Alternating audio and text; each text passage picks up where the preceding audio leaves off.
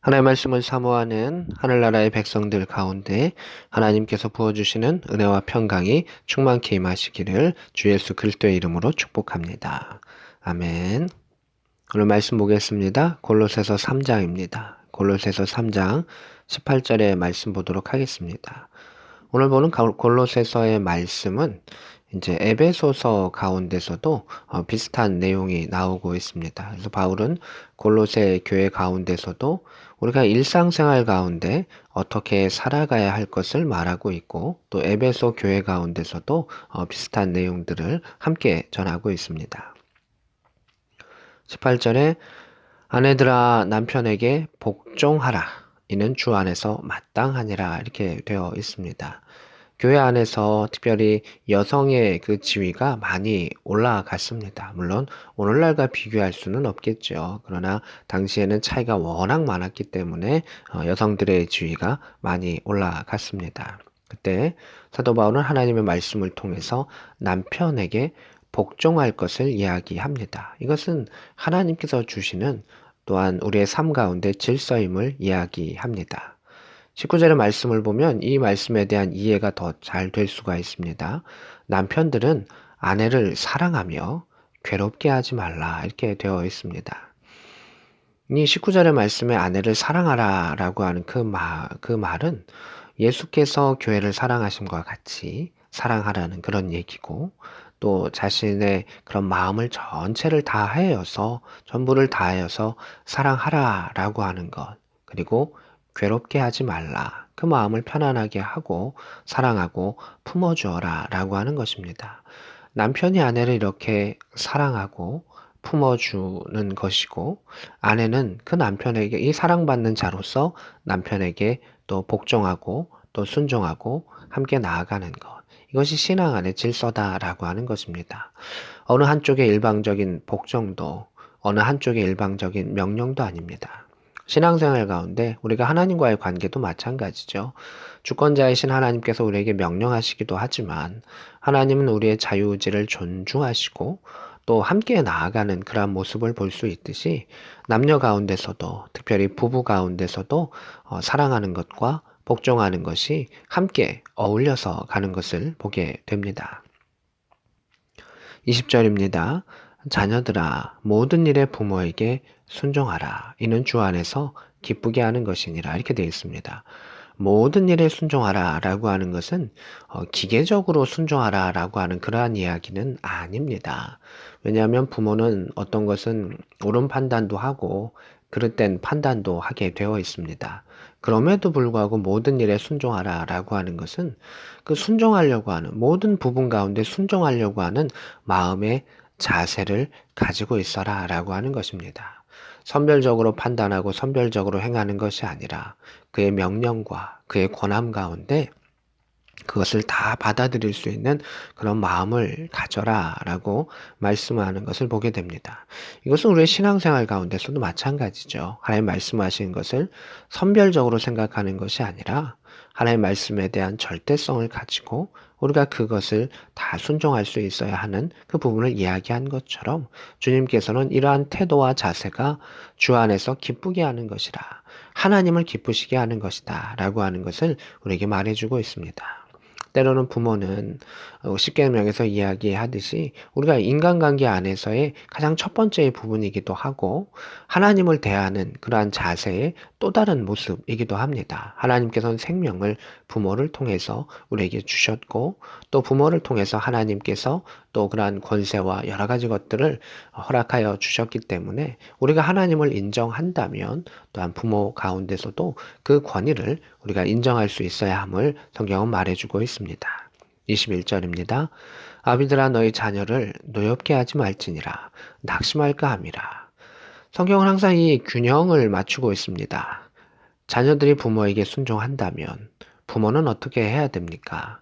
자녀를 노엽게 하지 말라라고 말하고 있습니다. 이 노엽게 하지 말라를 좀 쉽게 설명하면 그의 마음이 연약한데 그의 마음이 상하지 않게 하라. 마치 어떤 사슴이 있고 갑자기 놀라서 뛰어가는 그러한 일들이 일어나는 것처럼 그 부모의 변덕과 여러 가지 것으로 인해서 자녀가 실망하고 놀라지 않도록 해라 라고 하는 그런 뉘앙스를 볼 수가 있습니다. 왜냐하면 그들이 낙심한다 라고 말합니다. 때로는 자녀는 부모의 모습 가운데 하나님, 아버지의 그 사랑을 볼 수도 있습니다. 그러하기에 우리는 바른 사랑을 할 수 있어야, 부모된 자로서 바른 사랑을 할 수 있는 사람이 되어야 하고 그들의 마음을 어루만져 줄 수 있어야 합니다. 자녀가 물론 부모의 우상이 되는 경우도 오늘날에는 많이 있지만 당시 시대 가운데서는 부모가 자녀를 함부로 하는 경우가 더 많이 있었기 때문에 그 자녀들을 잘 사랑하고 돌봐줄 것을 권면하고 있습니다. 22절입니다. 종들아, 모든 일에 육신의 상전에게 순종하되 사람을 기쁘게 하는 자와 같이 눈가림만 하지 말아라 라고 말하고 있습니다. 종들이 많이 있었죠. 교회 가운데에 종들도 있었고 또 종 가운데 노예와 같이 살아가는 사람들도 있었습니다. 그 사람들도 교회 가운데 주인과 함께 그 교회의 구성원이 되었었는데 육신의 상전들에게 모든 일에 순종하라 이렇게 말하고 있습니다. 자녀도 부모에게 대해서 모든 일에 순종하라 라고 되어 있는데 여기도 동일하게 이야기하는 것을 보게 됩니다. 육체적인 일들 가운데 육신의 일들 가운데 또 세상의 질서들이 있고 또 관계들이 있을 것입니다. 이러한 일들 가운데에 세상의 사람들은 눈가림하듯이 사람을 만족시키고 또 뒤에서는 다른 모습을 보이는데 믿음의 사람들은 눈가림하지 말고 성실한 마음으로 해라 라고 하는 것입니다. 어떤 일은 내가 마음에 들기에 어떤 일은 할 수 있기에 행하는 것이 아니라 성실한 마음으로 감당하라 라고 말하고 있습니다. 오직 주를 두려워하여 성실한 마음으로 하라 라고 말하고 있는 것은 우리의 삶과 그 모든 것들을 주님께서 바라보시기 때문에 주께서 보고 계신다. 주인은 보고 있는 것 같지만 또 일부 보지 못하는 게 있죠. 그래서 사람들은 때로는 속이고 또 이러한 모습도 보이지만 믿는 사람은 전능하신 하나님께서 우리의 주인 되신 하나님께서 보고 계신다라고 하는 것을 알고 성실함으로 살아갈 것을 이야기하고 있습니다. 이 3절에 무슨 일을 하든지 마음을 다하여 주께 하듯 하고 사람에게 하듯 하지 말라 이렇게 말합니다. 이 부분은 주께 하듯 하라. 그 마음을 다하여서 최선을 다한 그 삶을 살아가기를 원한다라고 하는 것입니다.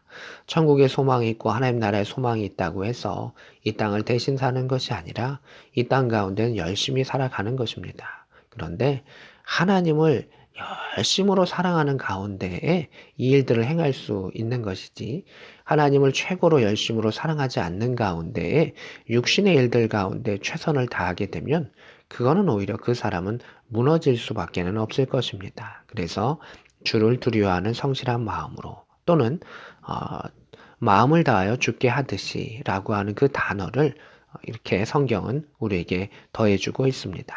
24절입니다. 이는 기업의 상을 주께 받을 줄 아나니 너희는 주 그리스도를 섬기느니라. 우리가 왜 세상의 주인 또는 세상의 윗사람들을 이렇게 잘 섬겨야 하는가라고 하는 것 가운데 믿지 아니하는 자들은 때로는 눈가림으로 또는 자식의 이익으로 이렇게 행하지만 그리스도인들은 주님을 섬기기 때문에 주님 앞에 성실한 자로서 주님을 잘 섬기는 그러한 일들과 마음 가운데 세상 가운데서도 본이다는 자가 되어야 한다. 그리스도의 이름으로 살아가는 하나님 나라의 대표 선수여야 한다라고 성경은 이야기합니다.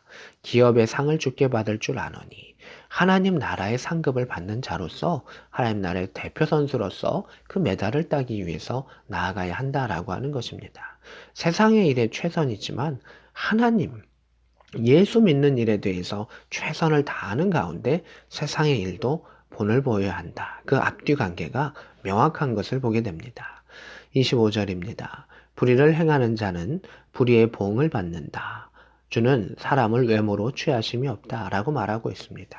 세상 가운데서도 하나님을 제대로 섬기지 아니하면 이 땅 가운데서도 불의를 행할 수밖에 없는데 그 불의를 행하는 자들은 역시 하늘나라 가운데서도 이 땅 가운데서도 보응을 그러한 처벌을 받을 수밖에 없다. 응당한 조치를 받을 수밖에 없다라고 말합니다. 4절에는 상전들, 윗사람들에 대한 이야기도 나옵니다. 4장 1절입니다. 상전들아 의와 공평을 종들에게 베풀어라. 너희에게도 하늘 상전이 계심을 알지어다 라고 말하고 있습니다. 종에 대해서 또는 아랫사람에 대해서 이야기하지만 윗사람에 대해서 분명히 이야기합니다. 의와 공평을 베풀어라. 사실 상전들은 당시 시대 가운데 이것을 베풀지 않아도 됐습니다. 안을 수 있는 힘이 있고 권력이 있습니다. 그렇지만 왜 의와 공평을 베풀어야 하냐 하면 하나님께서 계시기 때문입니다. 그래서 상전들은 내 위에 하나님이 계시고 하나님은 나에게 이 사람들을 맡기셨다라고 하는 그 의미를 가지고 살아가라. 그러했을 때 그는 공평하게 살아갈 수 있고 그들의 마음을 이해할 수 있음을 말하고 있습니다.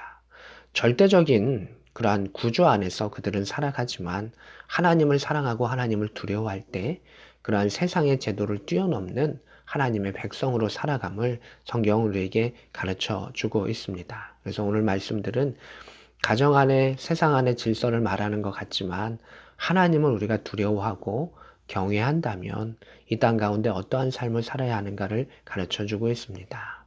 오늘도 말씀을 통해서 하나님을 사랑하고 하나님을 경외함을 통해서 이 땅 가운데 믿음의 사람으로서의 본이 되며 상급을 받으며 또한 아름다운 가정과 또 이 땅 가운데 복된 일터 가운데 살아갈 수 있는 저와 여러분 될 수 있기를 우리 구주 예수 그리스도의 이름으로 축복합니다. 아멘.